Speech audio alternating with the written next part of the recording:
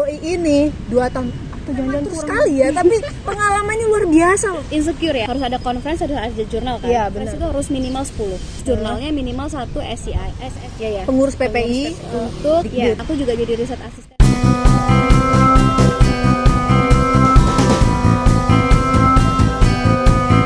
Assalamualaikum warahmatullahi wabarakatuh, Mans. Balik lagi ya.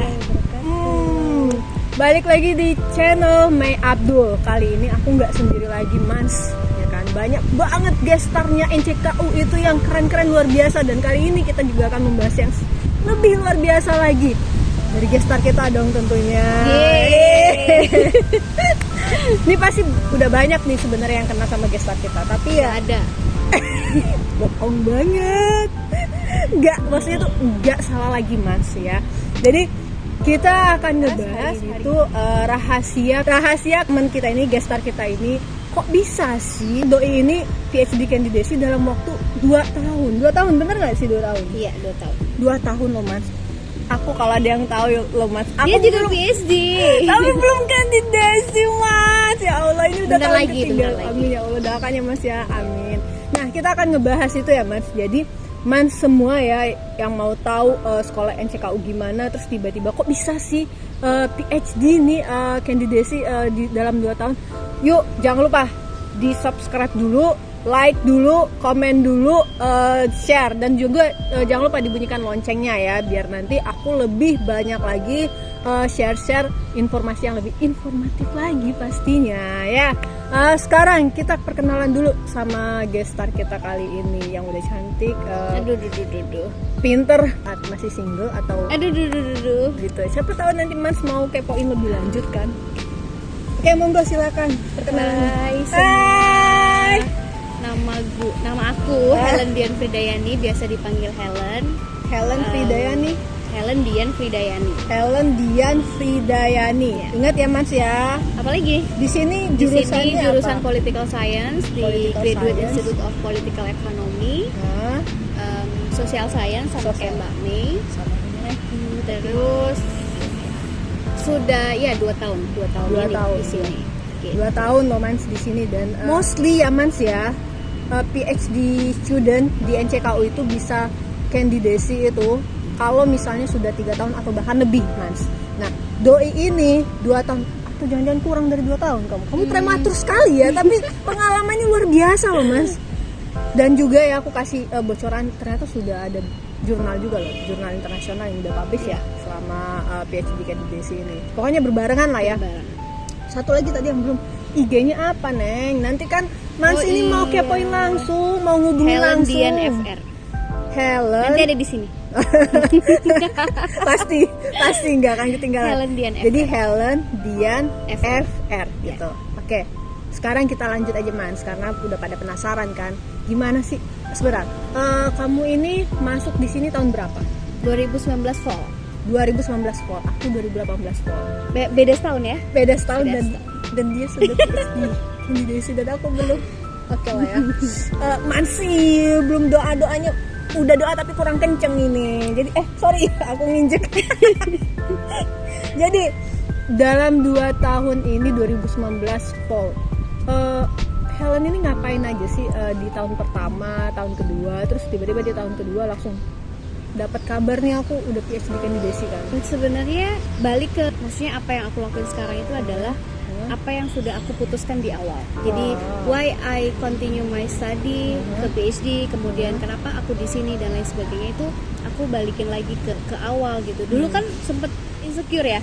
Mbak Maya juga tahu waktu awal-awal di sini, aduh pakai bahasa Cina, Mandarin, terus benar. gimana nilainya, gimana dan lain sebagainya.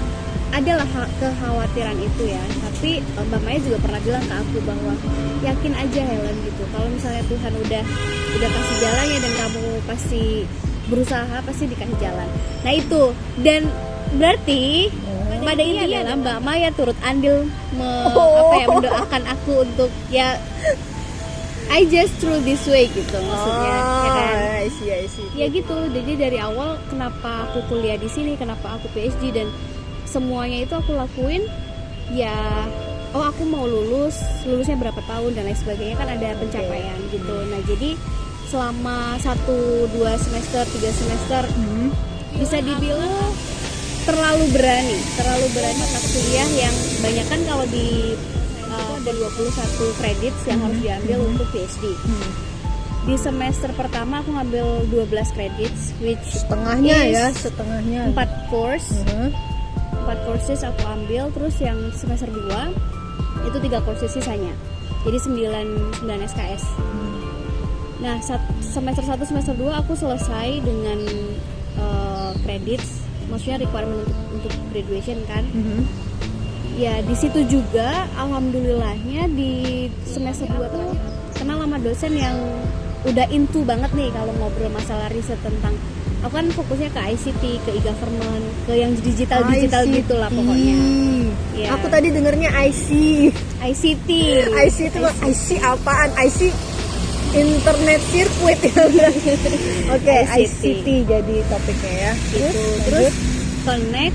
Jadi nggak nunggu semester 3 dulu, aku udah mulai in touch tuh sama profesor yang sekarang. Gitu. Jadi nggak pernah berhenti belajar terus sih. Maksudnya ya kan kehidupan PhD yang kita udah ambil nih, berarti resikonya apa? Resikonya ya kurang tidur, harus baca terus, harus belajar terus, harus ya apa untuk dapat nilai yang bagus, selesai dan lain sebagainya gitu kan.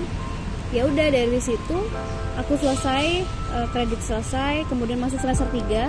Semester 2 terakhir itu aku udah mulai nulis proposal.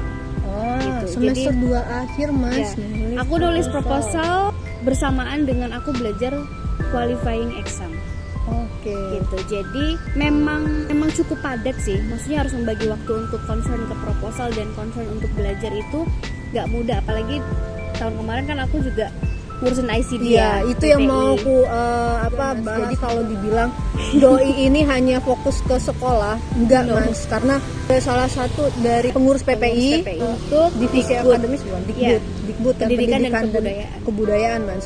Dan banyak program-program juga di masa beliau menjabat, doi menjabat. Nah, jadi beliau tua banget sister. Makanya kan langsung doi. Jadi kalau misalnya Man mikirnya ya wajar lah 2 tahun cepet, fokusnya cuma belajar, enggak loh Mas. Jadi experience ya di di organisasi juga banyak, ngurusin kita semua, ngurusin event, ngurusin conference, udah gitu juga ICD yang eventnya internasional, diikutin beberapa universitas yang di Taiwan ya kan, dan juga datang dari ada yang beberapa dari Indo kan ya, itu kan tamu-tamu pemerintahan. Nah itu Mas, kurang apa lagi kalau aku bilang luar biasa gitu loh. Apa yang harus di against dari kata luar biasa yang udah dilakuin sama Helen gitu.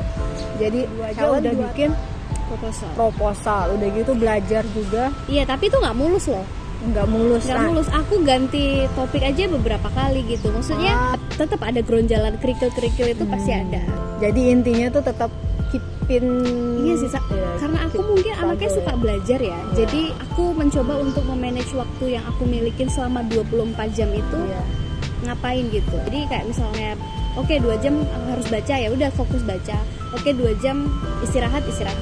Misalnya berapa jam lagi untuk nanti ada rapat gitu. Jadi split time-nya harus di manage. Berarti kamu nih bener-bener disiplin ya, katakanlah disiplin, udah gitu udah dibikin schedule-nya tuh bener-bener. Iya sih, cuman terkadang maksudnya masih ada miss juga gitu.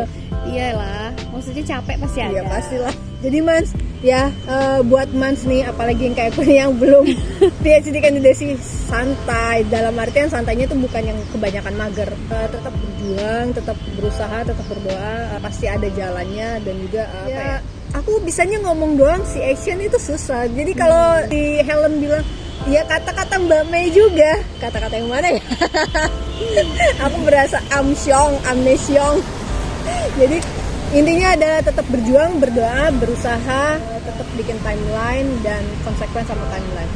Dan juga Mas, setelah 2 semester nih ya kan, kamu semester 3 kamu udah fokus ke melanjutin proposal ya? Totally untuk study.